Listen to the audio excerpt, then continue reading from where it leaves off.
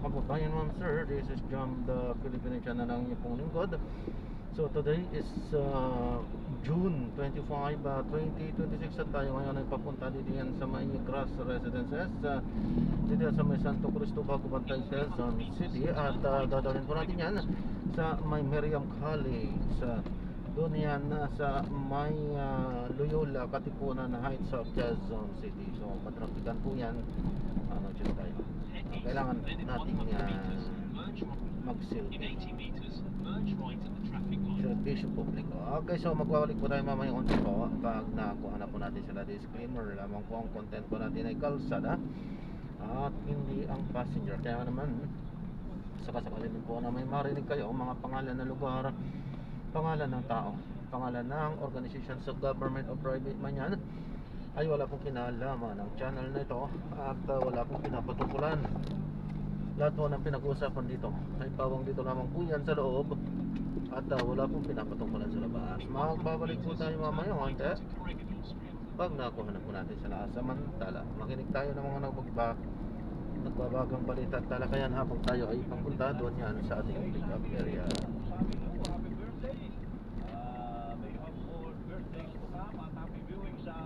Ng members ng Rotary Club of Manila, Pinyamor, lalo na sa kanilang Impact Creative President na si Teresita Pangbuan, maging kina Dilana Victorino, Rita Luna Francisco at Christina Ariana. At sa kanya po kabuuan ng mas pinalawak, mas pinalakas super balita sa mga nationwide. Ako po ang inyong kapuso, Belo Delgado. Ako naman ang inyong kapuso, Joel Reyes Abel. Magandang umaga Luzon, magandang umaga Visayas, magandang umaga Mindanao. Tandaan mga kapuso dito sa Super Radio DCWB, walang kinikilingan. Unap kayo sa serbisyong totoo. Super balita sa umaga, nationwide. Mula sa pinakapilang in 80 meters, turn right. Buong Pilipinas, ang GMA. Mabuhay ang Pilipinas. And north on Reddit. In 50 meters, enter a new road. Standby sa CCWB. Susunod na.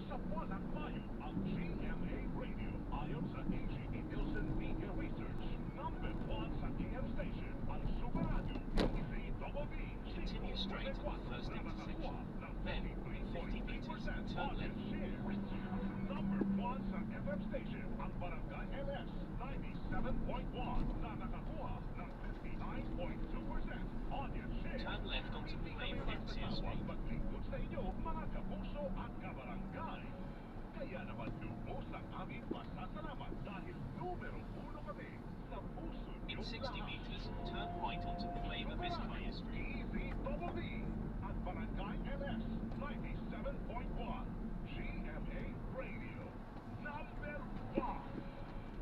Para hindi mabuli sa mga balita, sundan ang mga social media account ng Super Radio. Continue for 200 meters, then turn right onto Rizal Street. YouTube channel at i-follow kami sa Facebook, TikTok at X. Hanapin lamang ng Super Radio DZWB para makita ang aming mga official social media account. Tutok na para sa mga balitang tama at totoo, mga kapuso.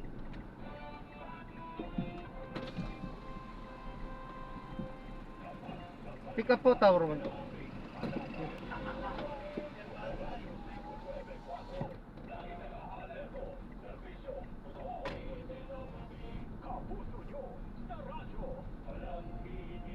In 50 meters, keep right along onto Glass Pond.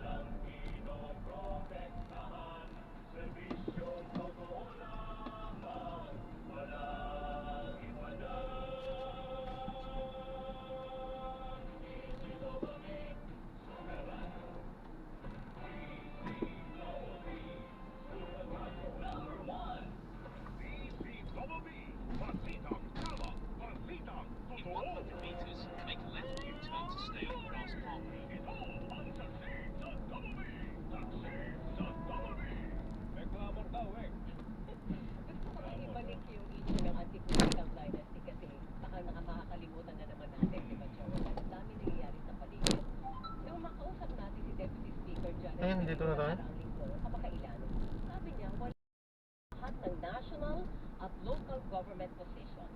Sa mga survey, ginagamit ng mga politiko natin para makita ang election trend. Pinaniniwalaan nila ito, di ba? Pero bakit pagdating sa anti-political dynasty issue, hindi nila ginagamit ito na indikasyon ng damdamin ng taong bayan? May malinaw po na clamor ang publiko. Hindi kailangan na lumabas sa lansangan, mag-rally kaliwat kanan ang taong bayan para maramdaman ninyo na galit ang tao sa dinastiya. Ang katwiran ibinoboto daw pa rin kasi sila. Hindi niyo po kasi sila binibigyan ng choice. Kayo pa rin ang tumatakbo, kayo pa rin ang may resources, kayo pa rin ang may makinarya, at kayo pa rin ang namimili ng boto. So bigyan niyo po ng tamang kapangyarihan ng publiko. Ipasa niyo ang tunay na anti-political dynasty law. Ako, wala ko ibang sinisisi sa kinasasatlakan ko ngayon ng ating bansa, kundi ang mga political dynasty. Tignan mo na lamang, Weng, yung mga personalidad na involved sa flood control mess. Mostly are members of political dynasty na matagal nang naghari sa politika, ginawa na pong hanap buhay ang politika. Kundi man sa Senado, sa House, mga party list representatives, most are members of a political clan, mga kapuso. Meron nga bang clamor na sila'y manatili? Eh kung matatauhan ng taong bayan, Weng, meron dapat clamor na wag na silang pabalikin sa posisyon. At ang mga nandambong sa pondo ng bayan, eh dapat managot po sa batas. Kaya nangihinayang lang ako, Weng, kasi yung set of officials natin ngayon ay inilagay sa pwesto para iangat ang estado ng buhay ng mga naghihirap na mga Pilipino. 6 na taon ang panahon na binigay sa kanila para ito'y gawin. Eh ngayon nakikita na natin, Weng, na mahirap na po itong maabot. Sa halip, ang napala ng mga Pilipino sa nakalipas na 3 taon, eh yung pinakamalaking pandarampong sa kapanpunang bayan, nabutit sa 4 ng administrasyon. Diba, Weng? And a projected next 3 years of public image cleansing. Pagagandahin nyo lang yung imahe ninyo, hindi nyo naman management, diba? Crisis management, ganun lang gagawin, mga kapuso. Eh, alam nyo, itong ating karamihan sa mga set of officials ngayon, members po ng political dynasty. Kung idadagdag mo, Weng, yung 6 na taon na sinayang natin sa Duterte administration, eh 9 na taon ng buhay ng mga Pilipino na wala, nang hindi man lamang umayos ang kanyang buhay pagko sa inamalak. O hindi ba nakakapanghinayang? Ewan ko hindi kayo nanghihinayang. Eh kami ni Rowena nanghihinayang doon sa nawalang panahon sa mga Pilipino. Si Rowena Salvacion, mga kapuso. John Rezabel. Hanggang alas 9 po kami ni Weng, kaya magkakauntaan tayo sa Himpapuit. Walang tuntunan. Siyempre ang issue ngayon, Weng, ay nakasentro pa rin sa mga kabataan. Yung nangyaring insidente po na pamarin dyan po sa San Jose National High School sa Municipio ng Tacloban. Ang nakakatuwa lang ay lumalabas yung issue ng zero waste sa gitna ng crisis na nangyari sa karagatan. So nakakapalupag-loob pa na may lumabas na kagitingan ng mga panahon na yun. Kaya lang, nandun pa rin yung katotohanan na mayroon pong atong namatay, may 2 nasa ICU at critical ang kondisyon, at may 2 bata na iwan at kailangan. Nalalagay sa dambana ng pagtatalo, mga kapuso, dapat pang baguhin yung batas na nagbibigay proteksyon sa mga batang kriminal. No? Na nakakalimutan natin yung pinatay ng batang kriminal ay bata din na minor. Huli natin, mga kapuso, sa kanya na pinipilit ko natin makuha po ang Teachers Dignity Coalition. Siyempre, stakeholders sila dito. Sa ating malaman, ano po ang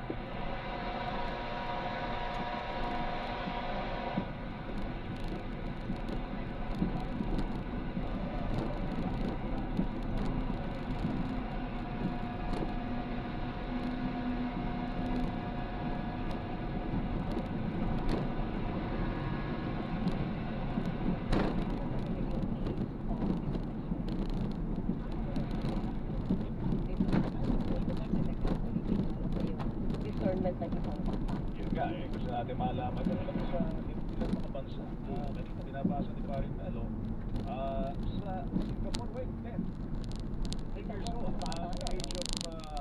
minimum age of criminal liability, mga kapuso.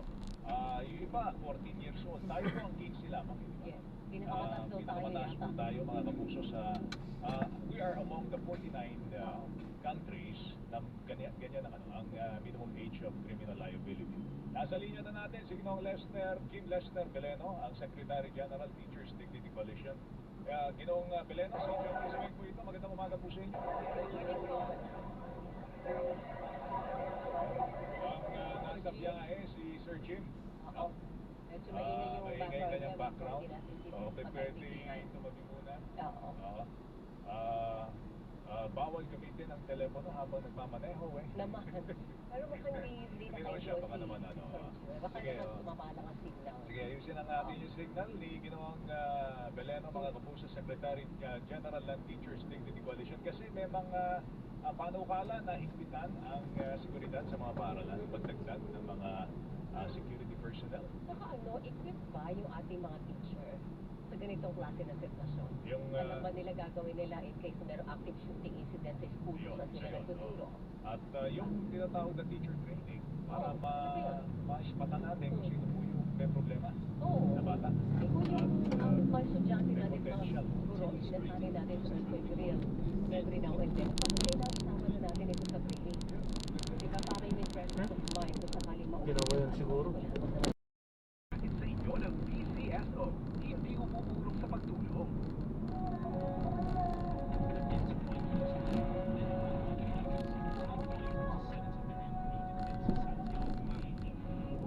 Urong sa yung kawangawan na lahat sinusulong.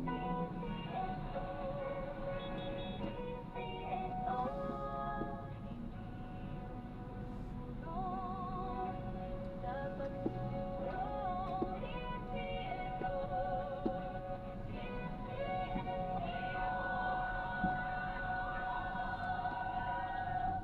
PCSO. Hindi umubulong sa pagtulong. Tayo na sa iyo. Tayo'y magpatingin. Tayo na sa iyo. Sila'y eksperto pagkagaling. Sa iyo. Inyong mata ay mahalin. Iyo executive optical. Ang tactical. Iyo executive optical. Ang eksperto pagkagaling. With state-of-the-art facilities, expert eye care, and affordable eyewear comes EO Executive Optical. EO Executive Optical. Love your eyes. Bakit Raymond ang pinipili mo? kasi sa gamot, ayokong magkamali. Dapat hiyang sa akin. Kasi personal sa akin ang pagbili ng gamot. At dapat yung suko na. Minsan na akong sumubok ng iba, pero di ako hiyak. Kaya balik Raymond ako. Mahirap magpapalit-palit. Alam kong hiyang na ako sa Raymond. Kaya ako, kailangan hiyang. Kailangan right medicine. Kailangan right medicine. If symptoms persist, consult your doctor. Pagdating sa gamot, kailangan yung hiyang. Kailangan right medicine. Kailangan right med. Paratilihing masaya ang paglilibang. Magtakda ng oras at limitahan ang gastos sa paglalaro. Huwag magsugal kung nalulungkot. Huwag hayaang makasira ng buhay at pamilya. Para sa impormasyon ukol sa responsible gaming, bisitahin ang www.bancour.ph. Isang mensahe mula sa Bancour. Gambling is for 21 years old and above only. Gambling can be addictive. Know when to stop. Bukas na ang Bagpoor Photography Contest para sa entries ng mga Filipino photographers. Maaaring magpasa ng entries na may temang Kids at Play sa kategoryang Conventional, Mobile at Drone categories. 8 grand winners sa bawat kategorya ang maaaring mag-uwi ng premyong hanggang 100,000 pesos. Ayon kay Bagpoor Chairman at CEO Alejandro Tenco, ang mga tradisyonal na larong pambata ay huhubog ng disiplina, tiyaga, sportsmanship at tatag ng loob. Para sa kumpletong detalye, bisitahin ang Bagpoor Photography Contest 2026 official website sa www.bagpoor.ph/photocon 2026.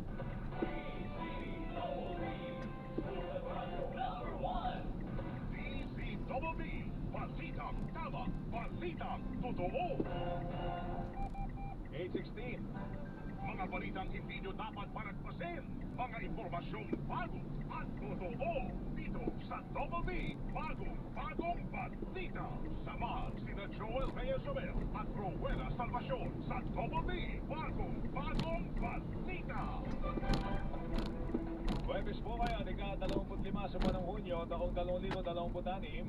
Narito ang mga balitang hindi ko huli, hindi ko patitinag.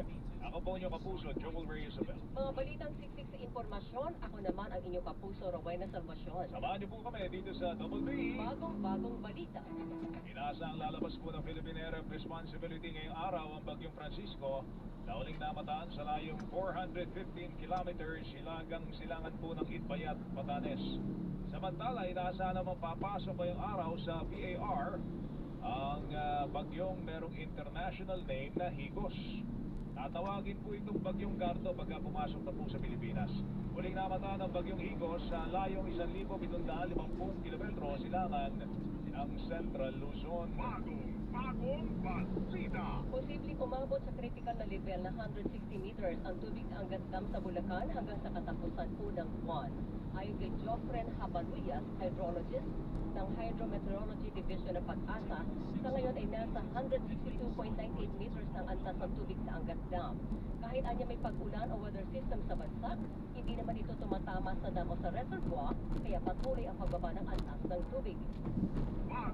Bagong balita. Pinag-aaralang mabuti yung pagpasahol sa Juvenile Justice Welfare Act of 2006 kasama po yung mga eksperto at sa tulong na rin ng siyensya. Ito sinabi ko ni Attorney Domingo Bayosa, constitutional law expert. Patayan niya sa siyensya at universal studies ang pog na threshold ang tinukoy sa batas na edad 15 hanggang 18 na maaaring managot kung mapapatunayang kumilos mo sila na merong discernment o alam ang kanilang ginagawa. Bagong balita. Philippine National Police sa Cybercrime Investigation and Coordinating Center at paiigtingin ang kanilang cyber monitoring. Ayon kay PNP Chief Police General Jose Melencio Nartates Jr., ito ay para mapigilan ang paggamit ng mga digital platform bilang kasangkapan sa impluwensyang kriminal o pananakit sa mga menor de edad. Gagawin po ang hakbang na ito matapos mapag-alaman ang marahas na larong Lorbac, ang posibleng naka-impluwensya sa isa sa mga menor de edad na sangkot sa pamamaril sa San Jose National High School sa Tacloban City na ikinamatay ng 3 estudyante. Bagong balita. Sinanay na rin ng Philippine Coast Guard ang kanilang K9 unit sa pagdetect o paghahanap ng mga produktong agrikultura. Ay kay Vice Admiral Allen Dalangin, hindi na lamang mga kemikal na pampasabog at illegal na drogang kayang amuyin ang kanilang mga K9 units, kundi maging sibuyas na kadalasang ipinupustik sa bansa. Bahagi ito ng pagpapalakas sa kampanya laban po sa agricultural smuggling. Bagong balita. Pumabante naman sa quarterfinals ng Bad Hamburg Open doubles event ang American tennis legend na si Venus Williams at ang Pinay tennis player na si Alex Fiala. Makaraang salunin sina Catherine Harrison ng Amerika at Alexandra Osborne ng Australia. Ito pang pauna-unahang pagtatambal sa court na Fiala at Williams. Sunod nila makakaharap sina Teresa Mihalikova ng Slovakia at Olivia Nichols ng Great Britain na kapa World number 29 sa doubles ranking. Bagong balita. Mga reports sa ating mga Super Radio reporters. Linggo ang pagkikilhok ng mga pulis aktibidad ng mga paaralan tulad po ng flag raising, planong isulong ng PNP. Para saan yan, Mark Makalalad? Plano ng Philippine National Police na palakasin ang kanilang presensya sa mga paaralan sa pamamagitan ng lingguhang pakikilahok ng mga pulis sa mga seremonya ng pagtatas ng watawat at iba pang gawaing pang-edukasyon. Ayon kay PNP Police General Jose Melencio Nartates Jr., ang hakbang ay bahagi ng pagsisikap na lumikha ng mas biglat na kapaligiran sa kampo at makikilagwanin sa pamamagitan ng tuloy-tuloy na presensya at makikipag-ugnayan. Kasunod sa kanyang sinaw, ang layunin ay hindi para maglasin yung pulis sa mga bawat aralan, kundi para makakuha ng tiwala at sense of security ng mga guro at mag-aaral. Pero nagsasabi sa kapatay ang inisyatibo ito sa isang umiiral na programa na kanyang ipinatupad ng siya ay National Capital Region State Office Director at Regional Director ng Calabarzon. Habang nire-review naman ng PNP ang mga akbang sa seguridad ng mga paaralan, sinabi ni Nartates na ang regular na presensya ng pulis ay maaaring magiging panghadlang sa krimen at tulay sa pagitan ng matagpat sa pagkatagpasan at ng kabataan. Ako sa magpakalalad ng CMA sa radyo, DCWB, Balitang Totoo. Alaga ng tulong na naipaabot ng DSWD sa mga naapektuhan ng lindol sa Mindanao. Aabot umabot na po sa halos kalahating bilyong piso. Sabi natin na balita mula kay Alan Gatusalan. Pasok!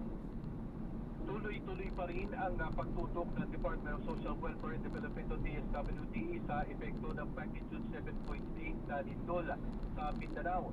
Patay sa talaan ng DSWD, aabot na sa 451 billion pesos ang halaga ng tulong na naipaabot ng DSWD sa mga naapektuhan ng malakas na lindol. Kabilang dito ang mga food packs, non-food items at mga ready-to-eat food na ipinamahagi na sa Region 9, 11, 12 at PARMM. Sa kasalukuyan, meron pang available relief resources sa DSWD na aabot sa 1.2 billion pesos na quick response fund, habang 4.3 billion pesos naman na halaga ng food at non-food items. Tiniyak naman ng DSWD na walang tigil ang kanilang pagpapaabot ng tulong hanggang sa tuluyan makabangon ang mga naapektuhan ng malakas na lindol sa bahagi ng Mindanao. Ako sa Alangatos ng GMA Super Radio DCWB, Balitang Totoo. Bagong balita. At dyan ang Double B, bagong-bagong balita. Ako po niyo kapuso, Joel Reyes Abel. Ako naman po ang inyong kapuso, Rowena Salvacion. Tandaan, dito sa Super Radio DCWB, walang kinikilingan. Walang pinoprotektahan. Doon at ngayon, serbisyong totoo. Inyong napakinggan ang Double B. Bagong balita. Walang kinikilingan. Walang pinoprotektahan. Noon at ngayon. Serbisyo totoo. Ay nako mga kapuso, unpredictable na po talaga ang panahon ngayon, hindi ba? Nakakababa po yan ng immunity, kaya talagang cancel ang mga plano mo kung magkakasakit ka. Pero para sigilay sa mga plano, mag-Potency Plus Zinc Advance every day. Meron po yung vitamin C, that helps as immunity booster, mayroong zinc, that helps as immunity shield, plus vitamin D3, that helps as immunity support with proper diet and exercise. Yan po ang power of 3 na makukuha mo lahat from Potency Plus Zinc Advance. Kaya sige lang, sige lang. Ascorbic acid plus zinc plus cholecalciferol is the generic name of Potency Plus Zinc Advance. If symptoms persist, consult your doctor. Kaya mga kapuso, suportahan at panatilihin natin na palaging malakas ang ating resistensya at immune system para sige lang sa mga plano at laban sa araw-araw. Taxi sa Double B. Kanina, napag-usapan ni paring Orly, kausap niya si Attorney Cayosa. Sabi ni Attorney Cayosa, kung naipasa itong Juvenile Justice Welfare Act ng 2006, yan ay pinagbasihan daw ay siyensya, yung sa edad, yung sinasabing minimum age of criminal liability. Batay-anya daw yan sa siyensya at Universal Studies, angkop yung threshold na tinukoy po sa batas, 15 hanggang 18. Maaaring managot kung mapapatunayan kumilo sila ng merong discernment o alam ang kanilang ginagawa. Kaya yung isang 15-year-old, diba, doon sa dalawa, sinapahan ng kaso. Yung 14 na taon kulang. Walang kaso yun. Ito yung nagpakawala na sa katermang bala. 40 mga kapuso, kasi ang gamit po nito yung baril po ng kanyang siyahil na 9mm, high capacity ang tawag nila dyan. Yung magazine niya maraming laman. Maraming laman. Siguro pinaka minimum na laman yan 17, baka Glock 17 pa yun. Nag-reload daw Nag-reload. So siya maraming nasaktan doon, napatay. Kasi yung 38, isang putok lang yata yung nagawa doon. Yun yung baril naman ng gwardiya. At saka ito yung baril ginamit noong 15 anyos. 15 anyos na unang nahuli mga kapuso. Kaya nga sinasabi natin noong 2006, nung pinagdidibatihan yung 2005, 2004. Yes. Iba pa ang Digital world, no? Iba pa. Iba pa ang Medyo condition mo nun famed pa yung mga laro noon, sampling influences. Maaaring basay sa siyensya noong mga panahon yun. Ngayon po, iba na ang panahon. Kasi kailan pa nagkaroon ng social media? 2010 pataas na. At saka yung yung mga klase ng games na gumagamit ka na para kang i-immerse mo yung sarili mo sa game na bumabaril ka ng kapwa mo, di ba? Tsaka naging socialized na po yung internet. Naging Free for all. Porn, lahat dyan. Kung ano-ano mga nakikita ko natin sa internet mga kapuso. So palagay ko, ito na para ito'y mapag-usapan. Pwede. At mapalitan yung batas. Pag-aaral kung basic science, hindi pa sulit natin sa science. Yun o. At saka datos, mahalaga yung datos. So, yan. Stabay lang mga kapuso sa ating pagbabalik. Ilang talakayan pa rin at panayam sa mga tao nasa likod ng balita. Ang oras po natin, alas 8:26. Radyo na, labanan ng fake news. Parang himala yata dito, hindi traffic ah. Parang himala yata dito ngayon, hindi traffic. Di ba laging traffic dito? Ay, wala pa din perla dito. Ah, kaya pala. Tapos yung entrance po natin, hindi pa tayo mag-u-turn. Didiretso lang po. Diretso, pag ganun. Bakit right foot ang pinipili mo? Kasi sa gamot, ayokong magkamali. Dapat hiyang sa akin. Kasi personal sa akin ang pagbili ng gamot. At dapat sinusubok ko na. Minsan na akong sumubok ng iba, pero hindi ako hiyang. Kaya balik right foot ako. Mahirap magpapalit-palit. Alam kong hiyang na ako sa right. Kaya ako, kailangan hiyang.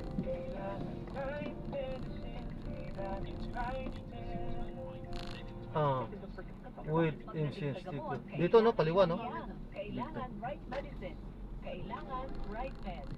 Smells good? Tikman natin. Sarap! Ito ang ni Everest Refrigerator. Now, ano Everest Refrigerator? Of course. Drop off po. Everest Refrigerator.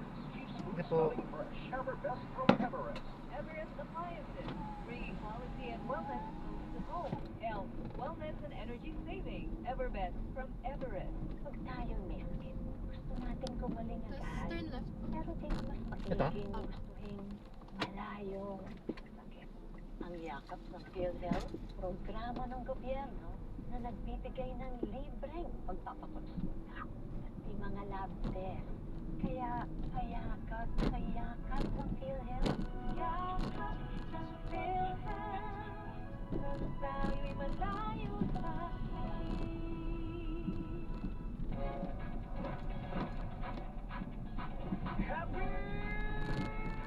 Playtime Entertainment is an entertainment platform bringing together media, sports, and digital content Paano on kung the international doon? stage. Visit Doon din o playtime.tv ito? and Ito din, follow no? Playtime Entertainment on social Oh. media for moments that make you happy. Opo, sige. Sige, God bless, ingat. Playtime Entertainment. Born for happiness. Playtime Entertainment. Born for Sa may happiness. araw na blue, pabalik mo doon. Apo, sige. Thank you. Kagpas ha. Apo, thank you po.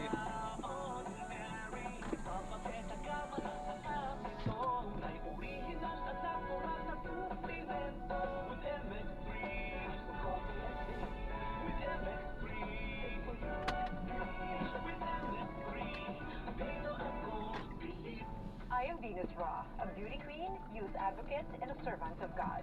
Sa MX3, dito ako bilib. Mahalagang paalala, ang MX3 capsule hindi gamot at hindi dapat gamitin panggamot sa anumang uri ng sakit. How much of the Philippines do you really know? Discover more to love and enjoy exclusive travel deals on June 26, 2026 at the Ayala Mall Soledad New Valley, Santa Rosa, Laguna. For details, visit www.tourism.gov.ph. Number 1. DZBB. Balitang tama. Balitang totoo. Taxi sa Double B. Nasa linya na natin si Jim Lester Beleno, ang Secretary General ng Teachers Dignity Coalition. Sir Jim, magandang umaga. Si Joel Siweng. Magandang umaga po. Good morning, Sir Joel. Good morning, Obek. At sa mga nanonood at podcast program. Sir Jim, marami yung panukala na. Meron na pong mga rekomendasyon yung iba para babaan daw po yung age of criminal liability sa mga bata. Tapos yung pagban sa social media. Ay, ayan, so na-drop na natin sila. Maraming salamat po sa panonood. Hanggang sa muli po, ingat. God bless. Paalam po.